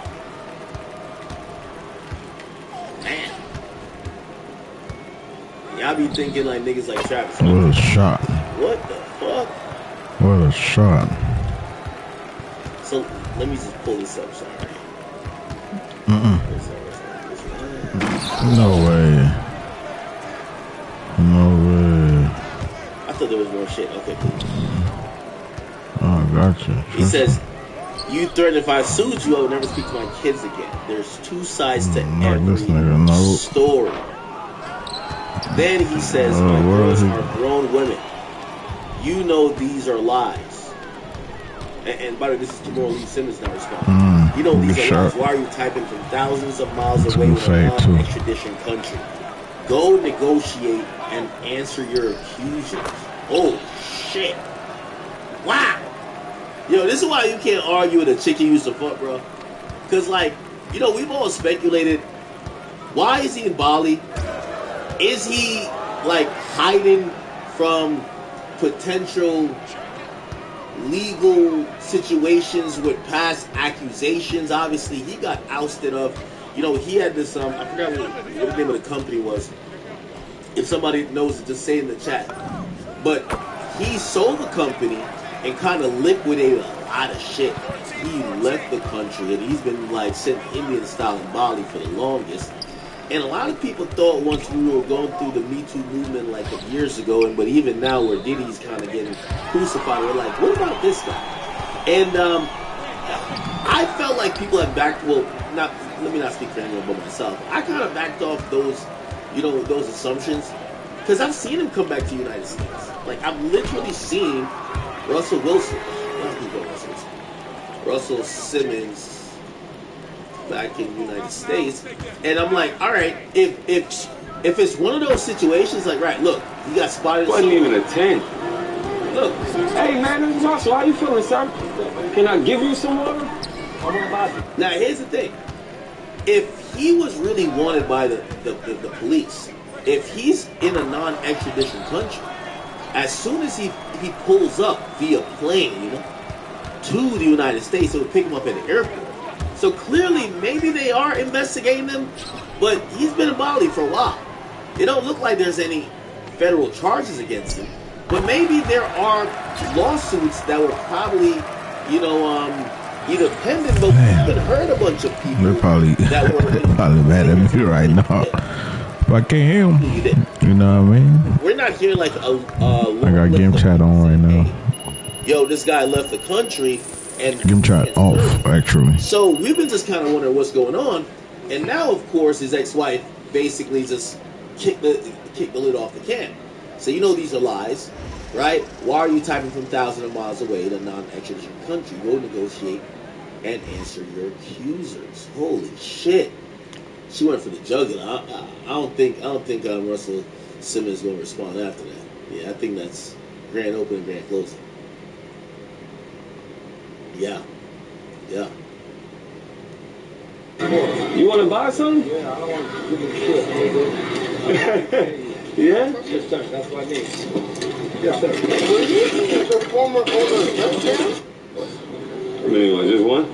Thank you, sir. You have a good one. Let me get a picture of this real quick. What up, boss? What's going on? This is Russell Simmons right here. Oh, you're going to have to pay me for this, boy. Yeah, baby. I just gave you all. Okay. Kimora Lee recently was talking about her relationships with her exes and / only friends again, like child. Yeah, I'm gonna be honest with you, yo, Russell. Respectfully, bro. Respectfully. Let me tell you this. And I know you old as hell, and you probably have done a lot of dirt. I don't know why you moved to Bali, but it is kind of, if we're gonna take her at face value or any type of serious. But also, inquiring minds have thought, maybe you're running from something or trying to evade something. If you are in what we think is a glass house, yes, I'm not gonna lie. You probably thought you were cooking when you mentioned, yo, check this out. You posted that you gave her $50,000 a month for 20 years. Not gonna lie, that's an exorbitant amount of money. But if she got any secrecy that could expose you to letting other people know that you're a target for lawsuits, remember what happened to Diddy. Whether you are guilty or not, once blood is in the water and everybody is running to sue, at that point, if the federal authorities aren't that interested, it only takes one. And it just takes one to be the Cassie of the bunch. And also, here's the thing. You never want your baby mama to be one of the people who might, shit. Feds might have been sitting around waiting like, yo, all right, we have a bunch of randoms who are saying these things about it. It would hit harder and we could probably get some charges if we get somebody who really knows him and possibly has some celebrity cachet as well to kind of testify to some of these things he may have done. What am I trying to say? I don't know what he did and what he did not do. But he needs to leave her alone. Leave her alone. I know he sold a rush card, but take that rush card in whatever country he's at now, book another trip to another country. Because when an ex start talking about you like that, it don't even matter if she's telling the truth or not. She can just jam you up. You know what I'm saying? Wow. It's kind of crazy. Let's jump out the woodworks.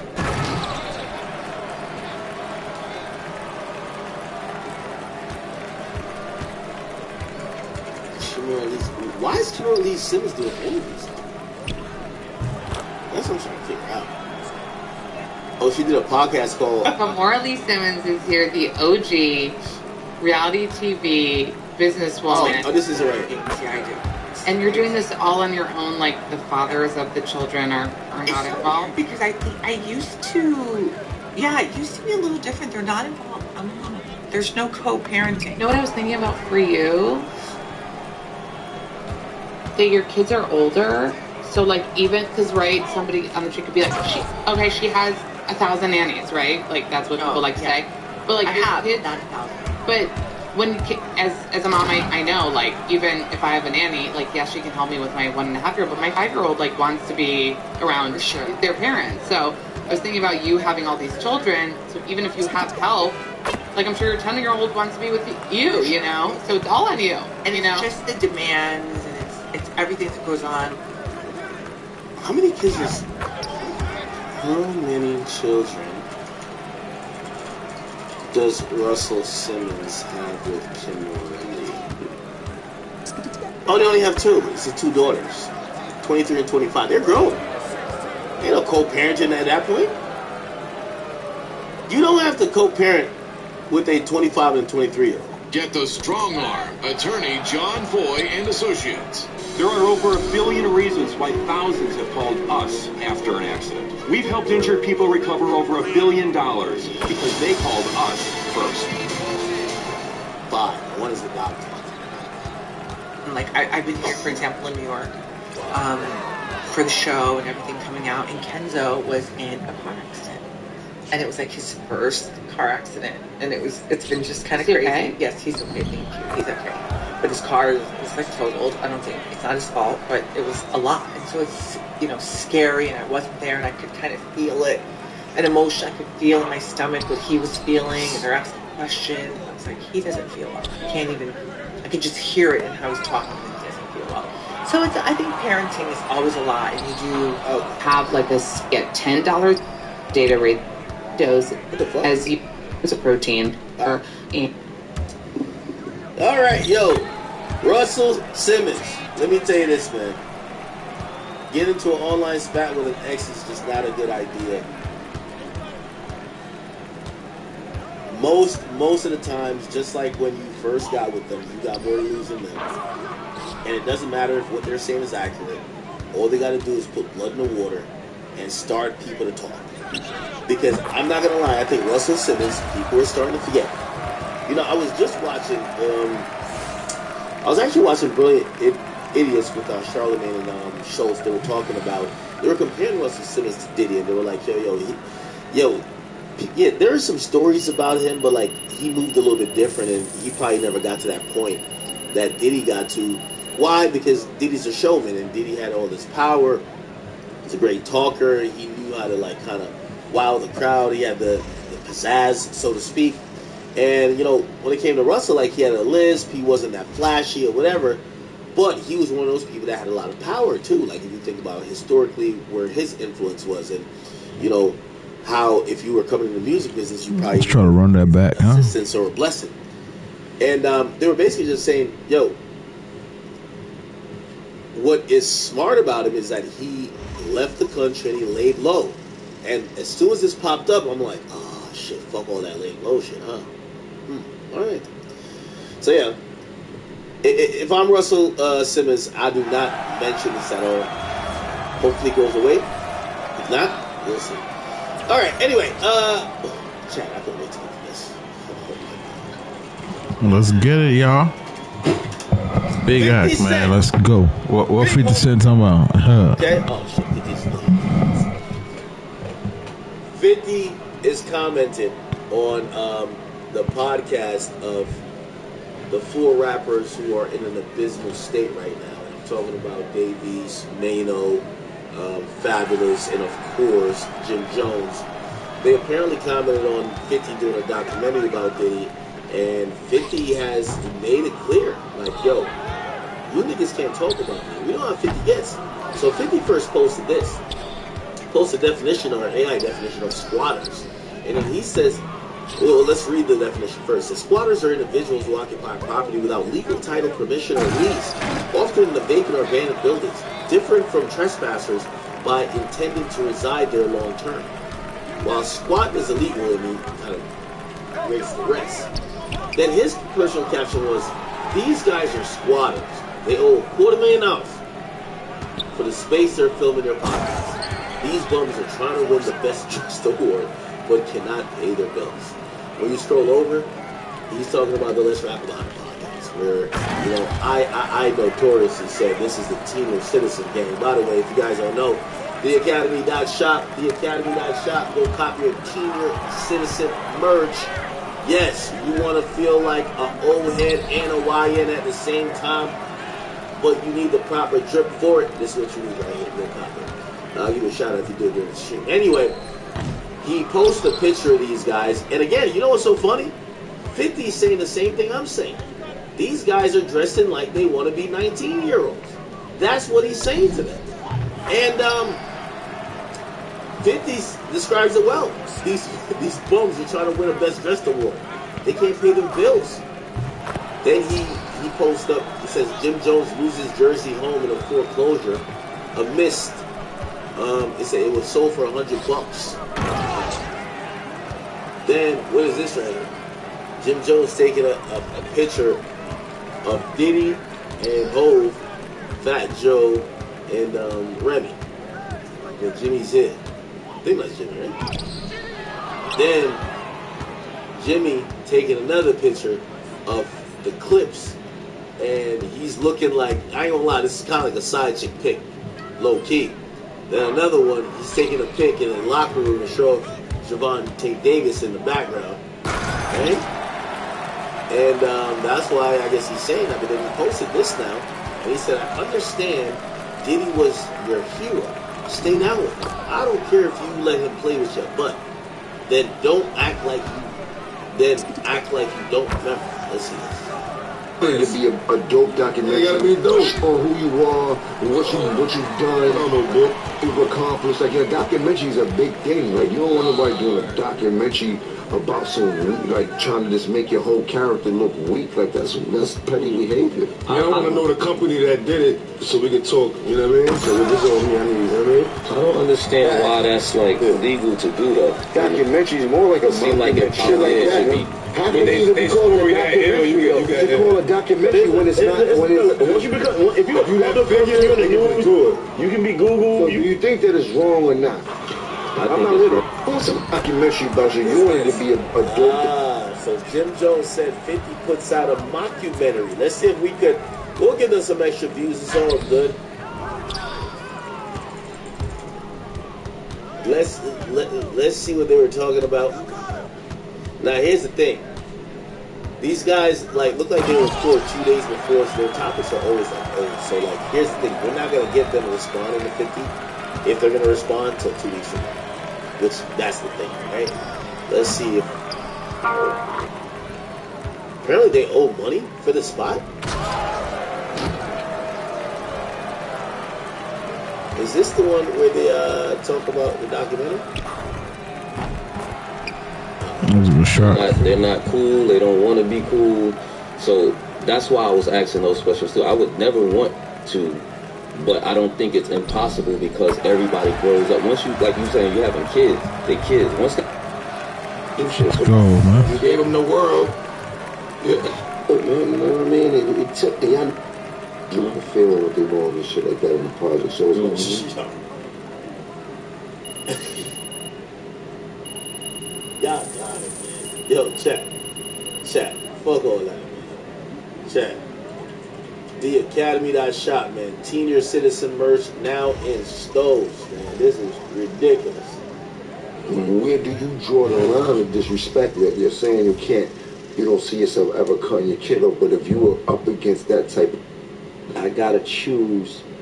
I think cyber has always been misunderstood. You know the second grade? It's recording it bullying. It's like somebody getting beat up. I'm just saying, if any 16, yeah, of real life. Right? It's not really. It ain't the 100 that you think it is. It's not the 100 that you think it is. It's not like, and depending on your lifestyle, what the fuck is that's how it breaks down to the 5, but he was just saying the money. He didn't break it. He broke. Okay, I'm good. Yeah, me and you, Chelsea out, 100%. Far you going? I'll probably still smoke my weed. What else you doing? But when you get a first bill, how do I play? So that's what I was gonna say. Also, man made a point. Like it's a lifetime job. You in it like death rowing them because. Homes.com's comprehensive search layers allow you to hone in on what's important to you. Like maybe you're looking for homes with a short commute. With just a few clicks, you can find homes with a short or long commute. Like anyone actually wants a long commute. Want a better search experience?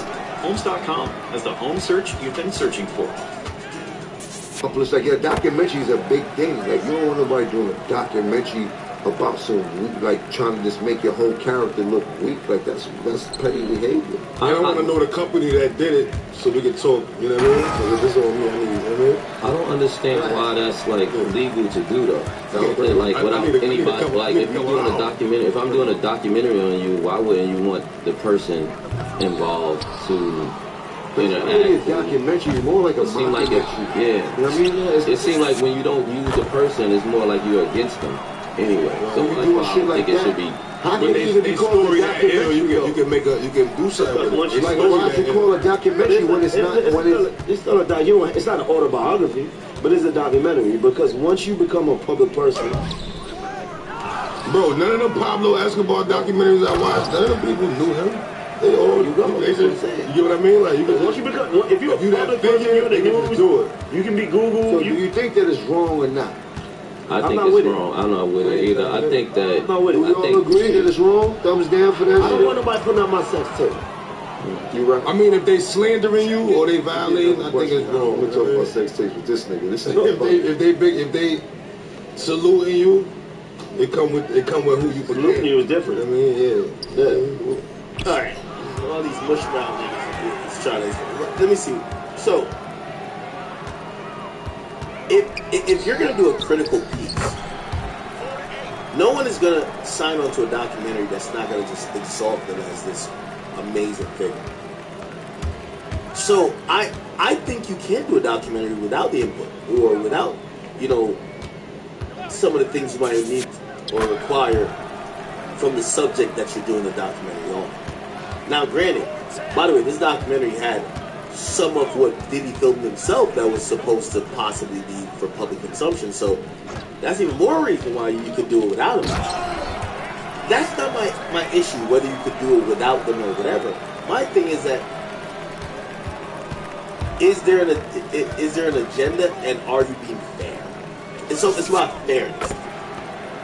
And if you're being fair, it is what it is. But if there's an agenda, and this is a agenda piece, that's way different too. Would you rather raise a bully or your child to be bullied? Why does it have to be that alternative? Yeah, I wouldn't want neither. You want to raise a man, you got to tolerate no disrespect. You gotta pick one? You gotta pick one. As a man, you don't want your son to take. Is that what they said? Not yeah. I don't want to talk about the subject anymore. Would you feel the same way if your child was being cybered? Okay. Now, after 50 posted that, we all know that Chano been literally posting about me every day, 5 times a day, ever since a couple days ago. Now, let's see what he says to 50. Okay? You know me. I'm setting it off in the comment section. Look at Jim Jones with the eye emoji. I said, Mano, you got to go to the car and make a video. You got to push the start. Keep the same energy. And I'm speaking about you got to keep the same energy you had for me. Now, he posts a picture of 50, and his 50 would look like a wig or some curly, some shit on his head. And he then posts this picture. Okay. And then he says, meet Killer Curly, ladies and gentlemen. He helped me get my record deal before, so I'm always be grateful. So it's gonna hurt me to drag this nigga to hell. Fuck is the problem, Curtis? What has your G-Unit G-string in a bunch, nigga? Is it the bitch or the diabetes? But let's rap about it. Now, I ain't gonna lie to you. Mano, this ain't it, bro. Mano, if you don't call this nigga 10 different type of pussy, talk about what you heard from the strippers that you're trying to pay the fuck outside of Starless while they're dipping home with a man. If you don't do the same type of energy with 50, yo, Mano, you coming off like a punk, bro. Mano, I'm gonna keep it a beat with you. I've heard a lot of stories about you in the streets. And I'm not in the streets, but I've heard that you're one of the guys. But you know what I'm starting to realize? You're only the tough guy with the non-tough guys. And that makes me look at you very different. Because I never knew you were like this. You basically started out, 50 called you out a bunch of bums that were he called you squatters. The nigga called y'all squatters. He didn't say, oh, I'm only talking to Jim Jones. He said, all of y'all. That's how 50 give it up. You know how 50 give it up. You know, he from Queens. He did it to Ja Rule, Fat Joe, when Fat Joe and Jada sat next to Ja Rule. He said, all y'all get it. If you ride in the car with his op, everybody gets shot.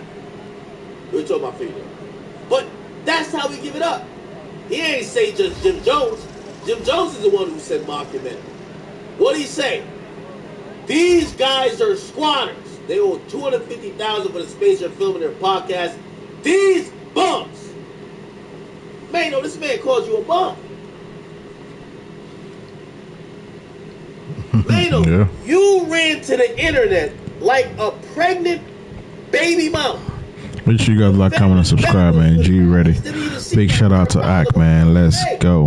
Made a headband joke. Yo, damn, why you wearing a headband? He just sitting down bought it. Maybe you need to get up with the times.